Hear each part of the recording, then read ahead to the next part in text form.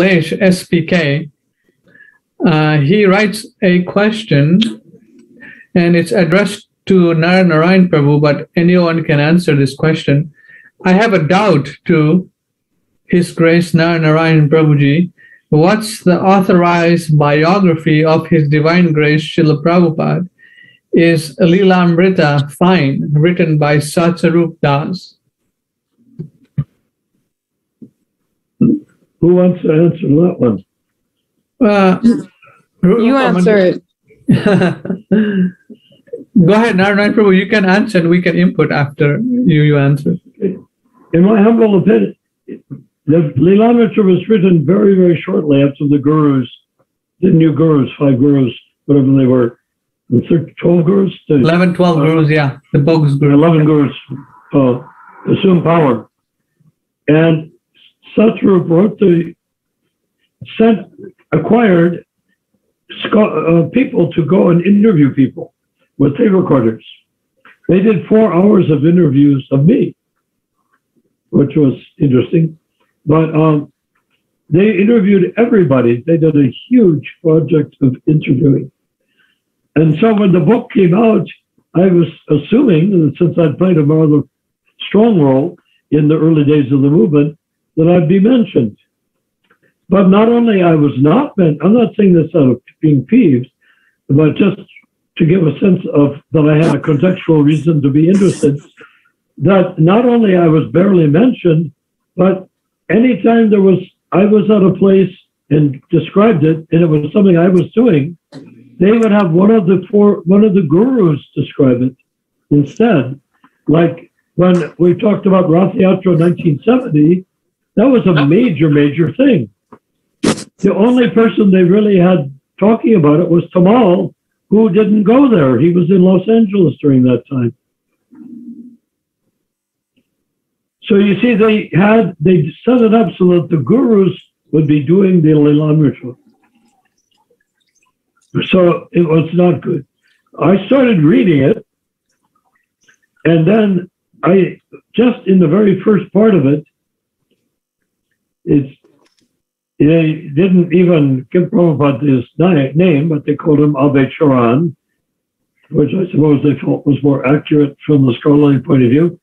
Then Abhay walked down, not even Abhay Charan, Abhay walked down the road and he saw a dog, and he was looking at the dog suffering with sores on his body, and he was thinking, I said, what the heck is going on here? How did Satsvarupa have any idea what was going through Srila Prabhupada's head when he walks down an imaginary road before he was even a devotee and seeing a dog?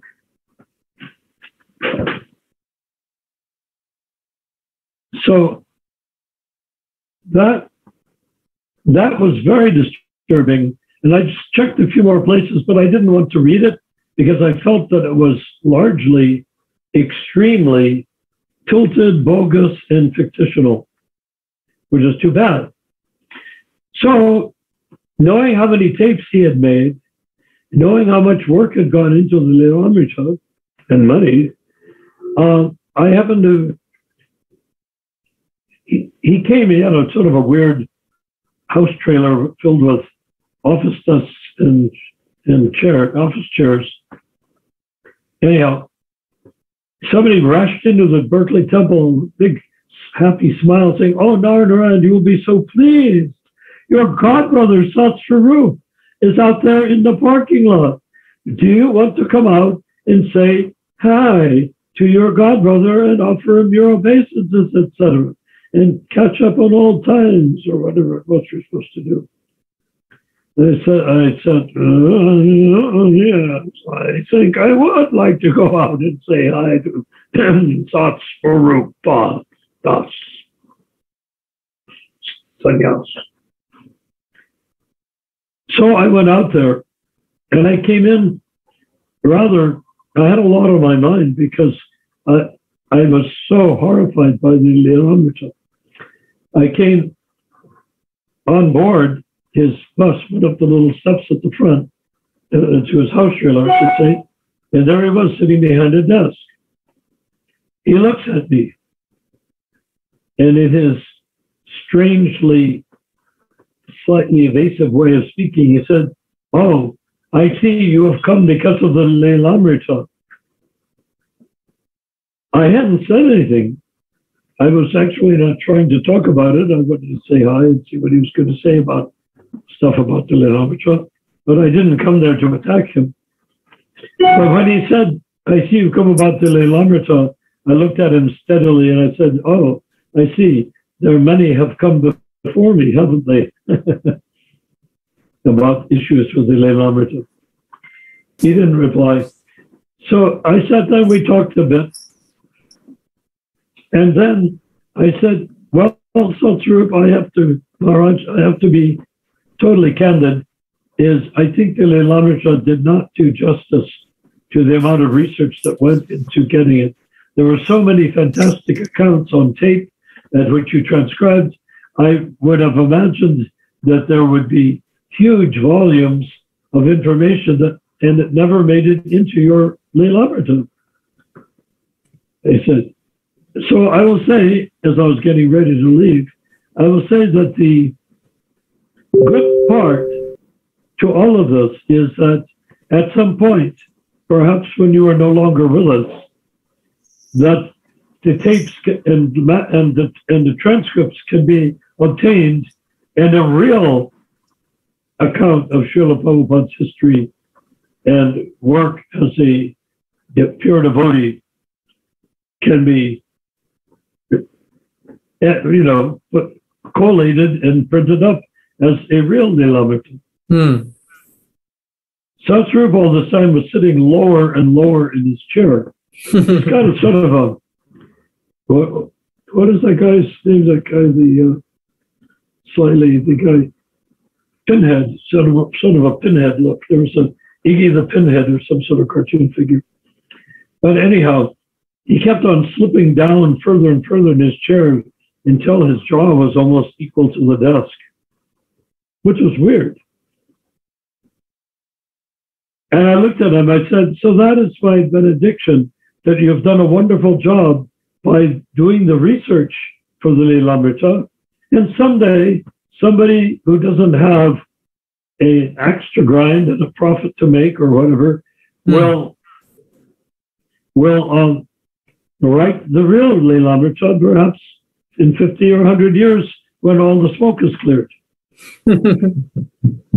And I looked at the Satsvarupa and his eyes had become huge and almost death-like, and his nose had come down close to the top of the desk. I'm not exaggerating, really, I'm not. Wow. And so I looked at him, and he sat up a bit more. And I said, "You do have the tapes and the transcripts, don't you?" I said, the way I said it now, it's a tiny fraction of the way I said it to him. It wasn't a roar, but it was damned intense. And he looked at me and started stuttering. He said, well, the Prabhus, meaning his disciples, put them in a shed out in a field. Yeah. And the shed burned down. Can you imagine? Wow. That's most valuable information. Put it in a shed and the shed burned down. So I stood up, restraining myself from going to jail for murder by backing out the door. And I said, "So," I said to him, "I see you have taken the precaution that you will be the only biographer of Srila Prabhupada." And that was the last I ever talked to Satsvarupa.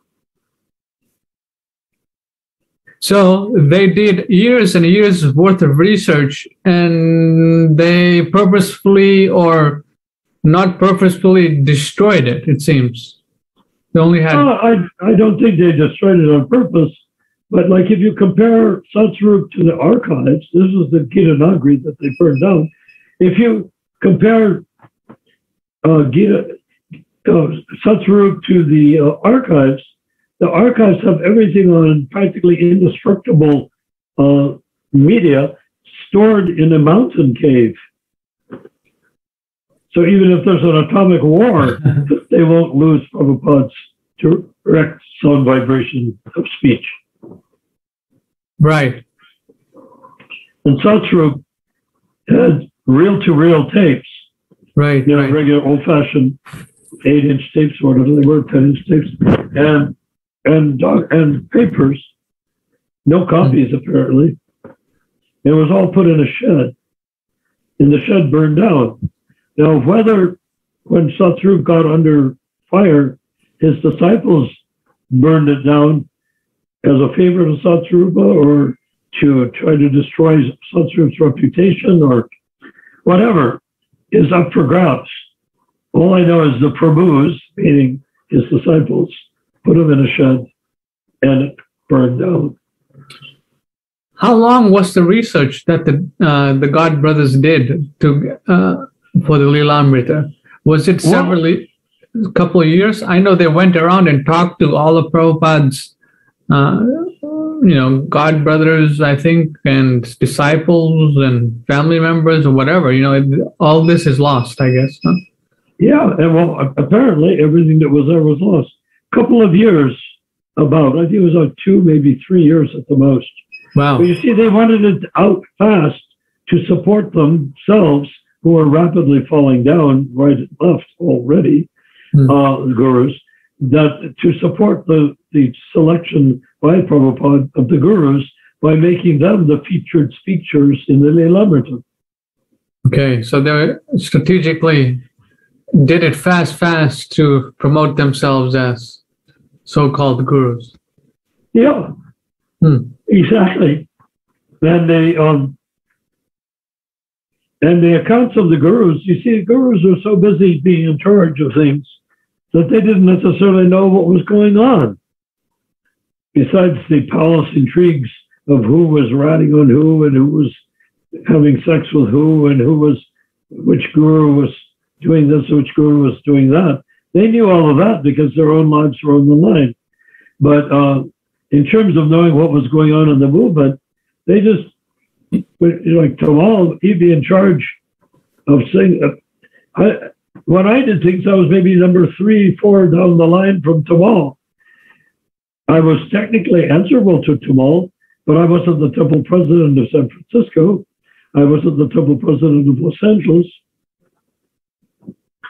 So he didn't know. So when he wrote about the Lilamrita, in the Lilamrita, when it writes about 1970 Rath Yatra, it's completely tame and tasteless and useless and very, very, very inaccurate in a million different ways. Okay, so many of what is written in the Lilamrita in the past times you were involved in, it's inaccurate. Okay, I just want to put it out there. Well, I have seen passages from the Lilamrita that apparently are more accurate, but I wanted to see what I wanted to see. But there's he put out 2 types of little tiny red books called Prabhupada's Drops of Nectar, and then there was another one. But Drops of Nectar, no, we're not Prabhupada's. Drops of Nectar about Prabhupada, and then things that Prabhupada said that were drops of nectar. But the ones he wrote could have been called drops of poison, because he wrote things that were horrible about his godbrothers that made some statement, and he wanted to be sure it got into print. What did you say? Prabhupada saying some statements about his godbrothers, and Satsvarupa made it public? Like, really? No. I'm just saying, no, sorry. That he made these little drops of nectar. Let's see if I have one of these books here.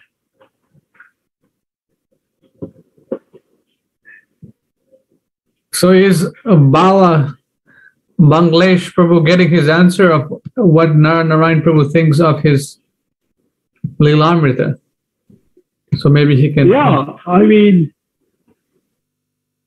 this is the thing, you have someone like Jayadvaita, who, as far as I know, unless he caught up later, which I doubt if he did, never graduated even from high school, doing editing, because he didn't like Hayagriva, who had a PhD in English literature, doing the editing. All Prabhupada wanted was for his books not to sound. I love Prabhupada's original books, meaning the ones that he brought from India on the boat. But when I ever read the first canto, those are the ones I like to read. Not because Prabhupada wanted those to be the popular book, but because of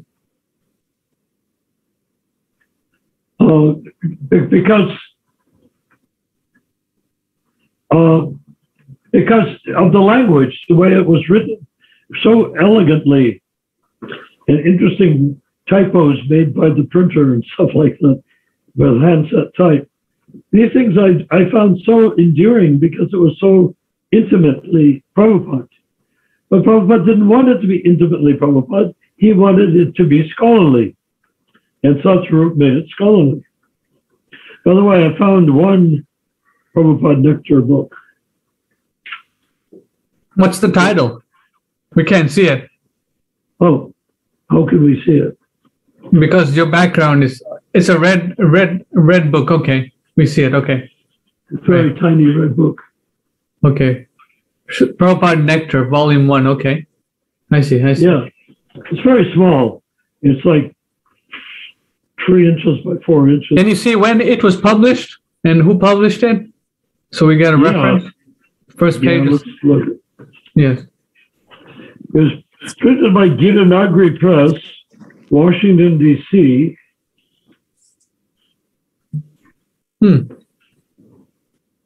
What year? Originally 3,000 copies.